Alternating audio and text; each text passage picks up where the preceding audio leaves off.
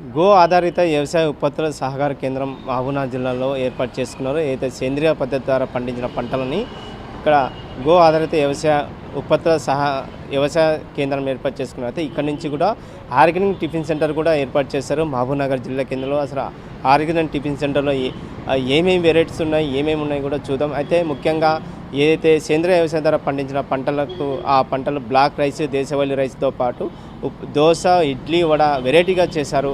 ఆ వెరైటీ తీసుకొచ్చి ప్రజలకు ముందుకు తీసుకొస్తున్నారు. అసలు ఏంటి వెళ్ళి చూద్దాం. మీకు అందిస్తున్న ఆ టీ ఉండాలంటే మెయిన్ సోర్స్ మనం తీసుకునే ఫుడ్ కాబట్టి న్యాచురల్ ఫార్మింగే బెస్ట్ సొల్యూషన్. ఇప్పుడు మనం హెల్తీగా ఉండట్లేదు అంటే ఏంది, ఫెర్టిలైజర్స్ వాడుతున్న ఫుడ్ తింటున్నాం కాబట్టి మన ఇమ్యూనిటీ పవర్ తగ్గుతుంది. అసిడిటీ ప్రాబ్లమ్స్ అండ్ డయాబెటిక్ కానీ క్యాన్సర్ కానీ మెయిన్ మనకు వచ్చే ఇష్యూస్ అన్నీ కూడా మనం తీసుకునే ఫుడ్ వల్లనే, ఈ కెమికల్ వల్లనే. కాబట్టి సో ఈ చిన్నదార్పల్లి దగ్గర గోశాల ఉంటుంది. సేల్స్ పెరిగినాయి కానీ మనకి ఇంకా ఎక్కువ కావాలి. ఆ సేల్స్ కొందరికి ఎట్లా అంటే ఇవి చాలా హార్డ్గా ఉంటాయి, తీసుకెళ్తున్నాము కానీ మా ఇంట్లో లేడీస్ ఇది చాలా హార్డ్గా ఉందని సరిగా వండట్లేదు, దాని టేస్ట్ మాకు తెలియట్లేదు అని చెప్పి కొంచెము వెనక్కి అవుతున్నారు. రైసెస్, వెజిటబుల్స్ అయితే చాలా ఫ్లోటింగ్ ఉంది, ఫ్రూట్స్ అవి ఓకే. అయితే ఇది దీంతో కూడా మనం టేస్ట్గా ఫుడ్ చేసుకోవచ్చు అని నిరూపించడం కోసమే 1 month బ్యాక్ మేము ఇక్కడ ఆర్గానిక్ టిఫిన్స్ ఓపెన్ చేసాము.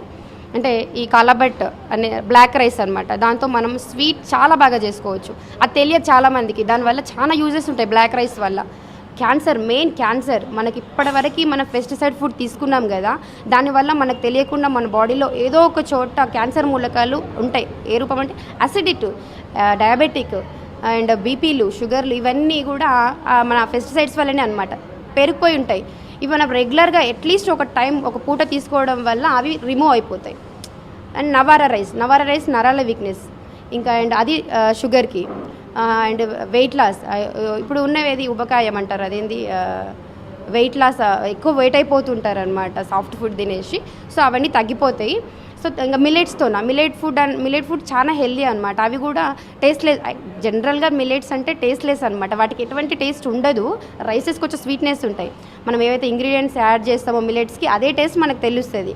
సో దాంతో మనం చక్కగా చాలా టేస్టీ ఫుడ్ చేసుకోవచ్చు అనే విషయం తెలియక వండుకోరు. సో అట్లా అని చెప్పేసి మేము ఇక్కడ మిల్లెట్స్తో అండ్ ఈ ఆర్గానిక్ రైసెస్తో టిఫిన్ స్టార్ట్ చేస్తాము. బ్లాక్ రైస్తో దోశ, బ్లాక్ రైస్తో స్వీట్ అండ్ ఇవి నవారా రైస్తో దోశ. ఈ మిల్లెట్స్ ఉంటాయి కదా 5 టైప్స్తో మేము ఇక్కడ dosa, idli and pongal, millet Java రెగ్యులర్గా చేస్తాము. చాలా టేస్టీగా ఉంటుంది. కస్టమర్స్ ఇవి ఇక్కడ తీసుకెళ్తారు, ప్లస్ అక్కడ మేము చేసే హెల్దీ ఫుడ్ని తినేసి చాలా టేస్టీగా ఉందని చెప్పి దాని ప్రాసెస్ కూడా తెలుసుకొని తీసుకెళ్ళి ఇంట్లో ప్రిపేర్ చేసుకుంటారు అన్న కాన్సెప్ట్తో ఇక్కడ టిఫిన్ స్టార్ట్ చేసాము.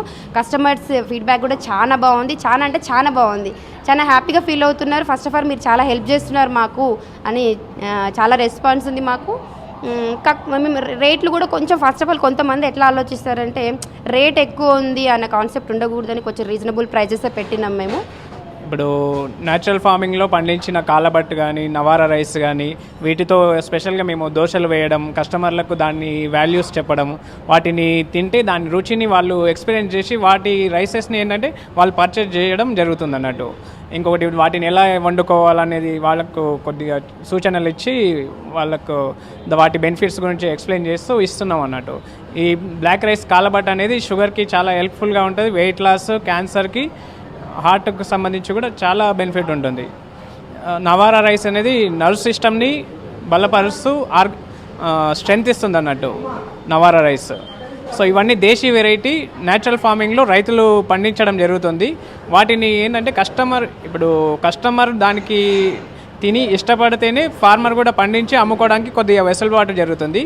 సో నందు ఏంటంటే millet dosa, millet pongal, millet idli, millet జావా, నవారా దోశ, కాలబట్ దోశ, ఈ దేశీ వెరైటీ ఆర్గానిక్ ఫుడ్ ఐటమ్స్ కస్టమర్స్కి అందుబాటులో పెట్టామన్నట్టు. ఈ కరోనా టైంలో ఏమైందంటే అందరూ అప్పుడు హెల్త్ కాన్షియస్ పైన బాగా దృష్టి పెట్టడం జరిగింది. ఆ టైంలో ఏంది కషాయాలు తాగడము, ఇట్లా ఆరోగ్యకరమైన ఫుడ్ తింటే మనకు ఇమ్యూనిటీ పవర్ అనేది స్ట్రెంగ్త్గా ఉంటుందన్న ఆలోచనతో అప్పటి నుండి మార్కెట్లో అవేర్నెస్ పెరిగింది అన్నట్టు. సో ఇంకోటి ఏంటంటే న్యాచురల్ ఫార్మింగ్లో ఫార్మర్స్ ప్రకృతి వ్యవసాయం చేస్తూ వాళ్ళు మార్కెటింగ్ కొరకు కొన్ని ఇబ్బందులు ఎదుర్కొంటున్నారు. ఎట్లంటే ఇప్పుడు సొంతంగా వాళ్ళే పండించి వాళ్ళే మార్కెటింగ్ చేసుకోవడానికి ప్రయత్నం చేస్తుంటారు. కొందరు ఏంటంటే నాలెడ్జ్ ఉన్న వాళ్ళు కొద్దిగా మార్కెటింగ్ చేసుకెళ్తారు.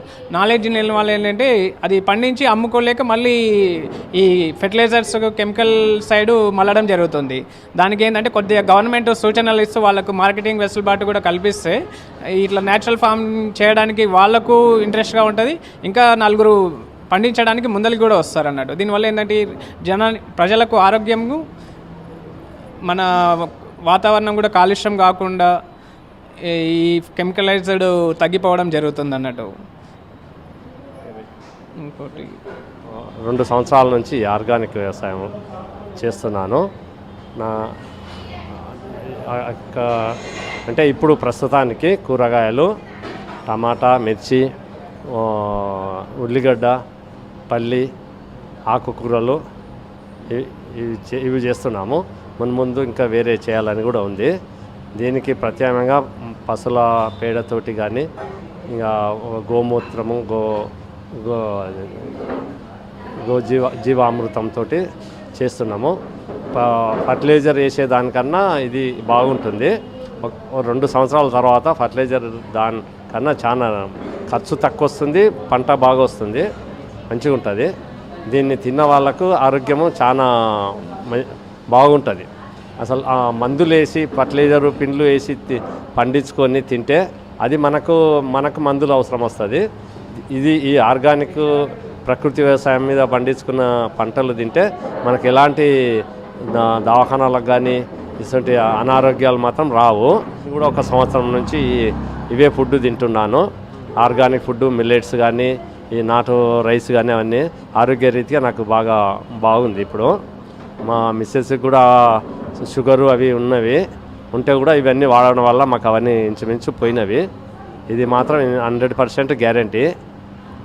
ఇవి తినడం వల్ల దీనికి వ్యత్యాసం ఏంటంటే అదేమో రోగాలు పుట్టించేది, ఇది రోగాలు తగ్గించేది. చూసుకున్నా ఇంకా ముందు వేరే పంటలు కానీ చేయడానికి ఇక్కడ నేను తిరుమల ఎంఎస్ దగ్గర ఇక్కడ సప్లై చేస్తున్నాను. ఇంకా వేరే పంటలు ఇప్పుడే 2 years అవుతుంది. 2 years నుంచే స్టార్ట్ చేసాము. ఆ తర్వాత ఇంకా అరటి కానీ ఇంకా వేరే పెట్టాలని ఉంది. మొత్తం ఇప్పుడు కంప్లీట్గా ఆర్గానిక్ వ్యవసాయం చేస్తున్నాము. అప్పుడప్పుడు కొద్దిగా వరి కూడా పెట్టుకుంటాము మా కొరకని. రైతులకు మెయిన్గా రాష్ట్ర ప్రభుత్వం మార్కెటింగ్ విధానం కల్పించాలని ఇక్కడ సేంద్రియ గో ఆధారిత వ్యవసాయ ఉప కేంద్రం సభ్యులు తెలియజేస్తున్నారు. ముఖ్యంగా రైతులు పండించిన పంటలకు మార్కెటింగ్ విధానం కల్పించాలి. దాంతోపాటు ఈ రైతులకు ప్రభుత్వం సంక్షేమ పథకాలు అలాగే సబ్సిడీ విధానం కూడా అందుబాటులోకి తీసుకొస్తే బాగుంటుంది. ముఖ్యంగా ఇప్పటి నుంచి ఈ సేంద్రియ వ్యవసాయ పద్ధతిని ప్రజలకు ఏదైతే పండించిన పంటని తీసుకుపోతే ప్రోత్సహిస్తే ఇంకా ముందు రైతులు కూడా సేంద్రియ వ్యవసాయ పద్ధతి ద్వారా పంటలు పండిస్తారని ఇక్కడ నిర్వాహకులు తెలియజేస్తున్నారు. రామకొండ RTV.